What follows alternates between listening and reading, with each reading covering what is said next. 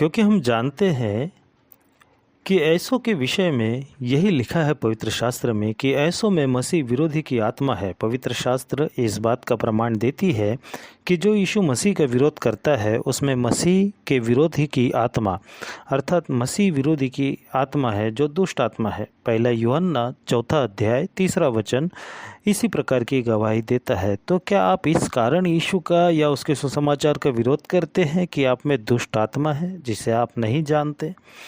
क्योंकि जब यीशु मसीह संसार में था तब कई लोगों ने यीशु मसीह का विरोध किया, जिनमें से कई विशेष रूप से दुष्ट आत्मा और मसीह विरोध की आत्मा से ग्रसित थे, जिनका संदर्भ हमें पवित्र शास्त्र की पुस्तक मरकुस रचित सुसमाचार 1 अध्याय 21 वचन से 26 वचन में और लूका रचित सुसमाचार 4 अध्याय 21 वचन से 35 वचन में मिलता है।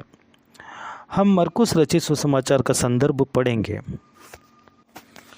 मरकुस रचित सुसमाचार उसके 1 अध्याय 21 वचन से 26 वचन तक इस तरह से लिखा है।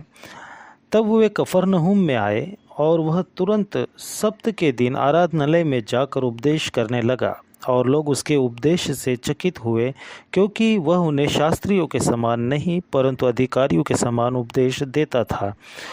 उसी समय उसके आराधनालय में एक मनुष्य था जिसमें एक अशुद्ध आत्मा थी। उसने चिल्लाकर कहा, हे यीशु नासरी, हमें तुझसे क्या काम? क्या तू हमें नष्ट करने आया है? मैं तुझे जानता हूँ तू कौन है, परमेश्वर का पवित्र जन। यीशु ने उसे डांट कर कहा, चुप रह और उसमें से निकल जा। तब अशुद्ध आत्मा उसको मरोड़कर और बड़े शब्द से चिल्लाकर उसमें से निकल गई। इस पर सब